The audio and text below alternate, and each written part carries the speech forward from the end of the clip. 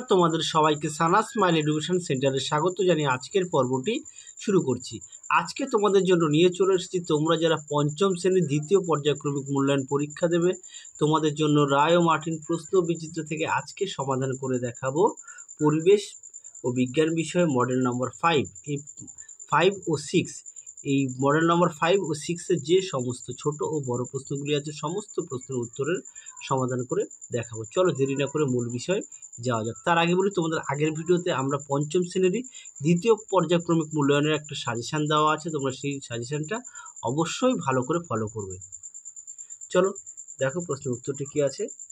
এক দাগের নিচের প্রশ্নগুলির একটি বাক্যে উত্তর দাও। প্রথম প্রশ্ন কী আছে, হুগলি জেলার সদর শহরের নাম কি?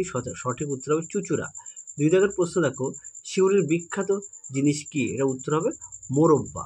তিন দাগের প্রশ্ন দেখো, বক্সার বাগবন কোথায় আছে? এটা সঠিক উত্তর হবে জলপাইগুড়িতে। তারপর চার দাগের প্রশ্ন দেখো, বঙ্গভঙ্গ আন্দোলন কত সালে ঘটেছিল? সালটি দেখো 1905 সালে।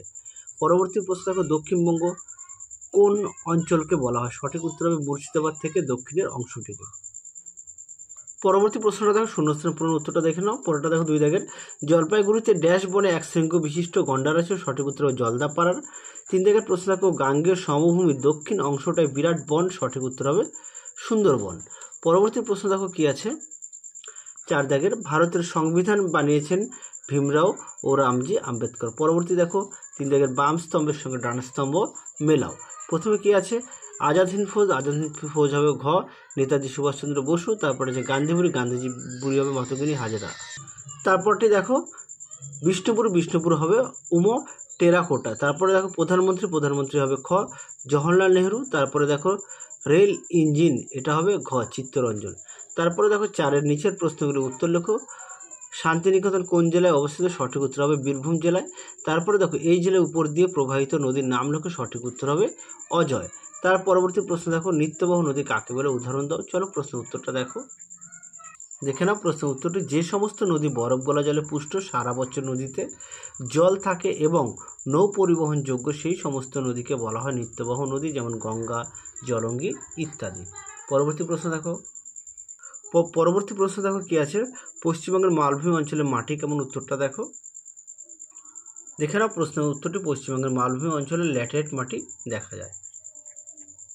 পরবর্তী প্রশ্ন দেখো কি আছে, এই অঞ্চলে কি কি শাকসবজি চাষ হয়? উত্তরটা হবে মটর, আরোহর, সিম। পরবর্তী প্রশ্ন দেখো, ম্যানগ্রোভ জাতীয় উদ্ভিদ কোথায় দেখা যায়? এই জাতীয় গাছের বৈশিষ্ট্য লেখো ও উদাহরণ দাও। চলো প্রশ্নের উত্তরটা দেখো, দেখে নাও প্রশ্নের উত্তরটি সুন্দর করে দেওয়া আছে।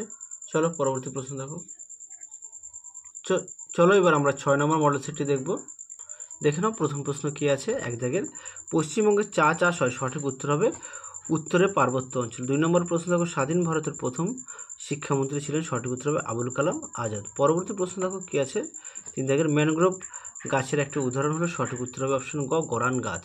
পরবর্তী প্রশ্ন দেখো, 4 দাগের বনভূমিতে বসবাসের অধিকার রক্ষার জন্য ইংরেজ ও তাদের দেশীয় সঙ্গীদের বিরুদ্ধে লড়াই করেছিলেন? সঠিক উত্তর হবে অপশন ঘ, বিরসা মুন্ডা। পরবর্তী প্রশ্ন দেখো, 5 দাগের আইআইটি শিক্ষা কেন্দ্রে অবস্থিত? সঠিক উত্তর হবে অপশন খ, খড়গপুরে। 6 দাগের প্রশ্ন দেখো, ছৌ নাচের জন্য বিখ্যাত জেলা হলো? অপশন ক, পুরুলিয়া জেলা।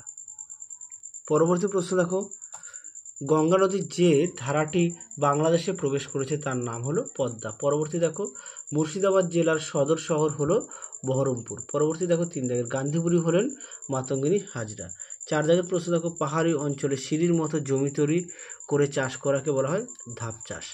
তারপরে দেখো 3 দাগের কী বলেছে, নিচের বাক্যগুলি সত্য অথবা মিথ্যা লেখো। প্রথমে এক নম্বর আছে দেখো, স্বামী বিবেকানন্দ দেশের মানুষকে হাতে কলমে শিক্ষার কথা বলেছিলেন, এটা কি সম্পূর্ণ সত্য। পরবর্তী দেখো, কাটোয়া শহর পশ্চিম বর্ধমান জেলায় অবস্থিত, এই প্রশ্নের উত্তরটি সম্পূর্ণ মিথ্যা।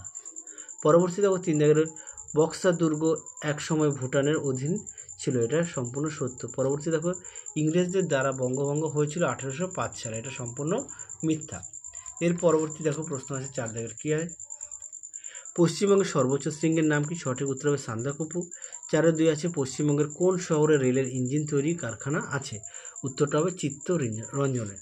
পরবর্তী দেখো 4-এর 3, কোন হিমবাহ থেকে গঙ্গা নদীর সৃষ্টি হয়েছে? সঠিক উত্তর হবে গঙ্গোত্রী। 4-এর 4 আছে, আজাদ হিন্দ ফৌজ কে গঠন করেন? সঠিক উত্তর হবে নেতাজি সুভাষচন্দ্র বসু।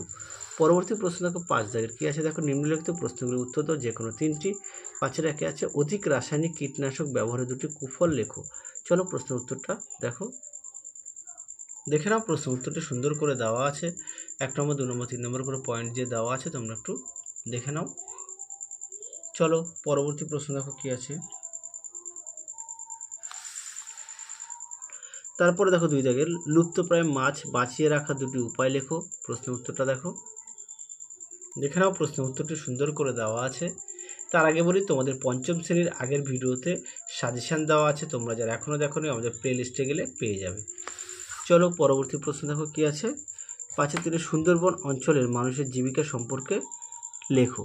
দেখে নাও প্রশ্ন উত্তরটি, দেখে নাও। সুন্দরবন অঞ্চলে মানুষের জীবিকা দেখো সুন্দর করে দেওয়া আছে বইতে, তোমরা একটু দেখে নাও, আমি আর মুখে বললাম না। দেখে নাও প্রশ্ন উত্তরটি। চলো পরবর্তী প্রশ্ন দেখো।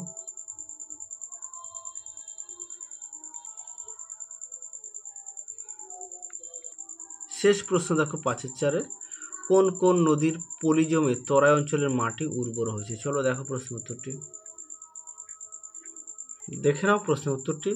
এখান থেকে এই পর্যন্ত তোমরা লিখবে, দেখে নাও, দেখে নাও প্রশ্ন উত্তরটি। তাহলে তোমাদের এই ভিডিওতে আমরা 5 ও 6 নম্বর মডেল সেট সমাধান করে দেখিয়ে দিয়েছি। আজকের মতো এখানেই সমাপ্ত করছি। আবার দেখা হবে খুব শীঘ্রই তোমাদের পরবর্তী ভিডিওতে। তোমরা সবাই সুস্থ থেকো, ভালো থেকো, টাটা।